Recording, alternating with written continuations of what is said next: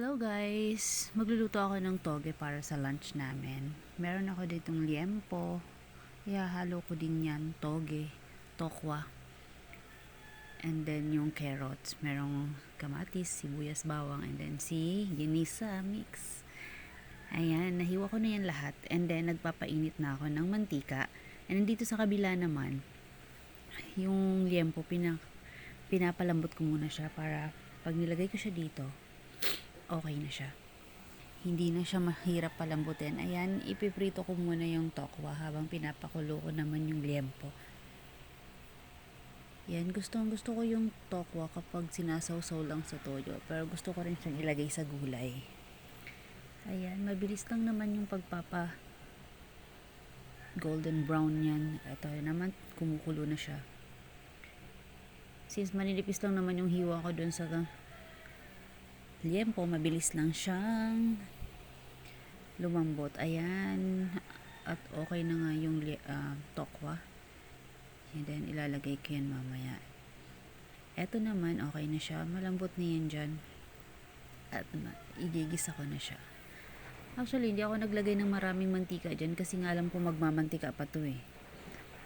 So kahit hindi na dagdagan ng maraming mantika. And then sa kabila, nagsalang na din ako ng kanin para dire-diretso yung pagluluto. Ayan na, naging toasted na nga siya at meron na siyang sariling mantika. So hindi ko na kailangan maglagay ng madami. Naglagay na pala ako ng bawang. Ayan, at sibuyas para sa paggisa. Ayan, nilagay ko na rin ng kamatis. Nagtitipid talaga ako sa ingredient. Mahal kasi ngayon. Ayan, nilagay ko na din yung carrots para lumambot na din siya. Yan, I'm so excited. Hindi, excited talaga ako pag toge yung ulam namin kasi paborito ko siya. And then nilagay ko na yung tokwa. Isasabay na rin siya sa pag-isa.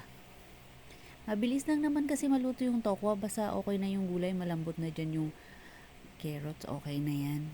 Hindi naman siya kailangang patagalin. Actually, pag kumakain ako ng toge, gusto ko lang talaga ng walang kanin. Kinakain ko lang siya ng yung gulay lang. Ayan na, ang sarap.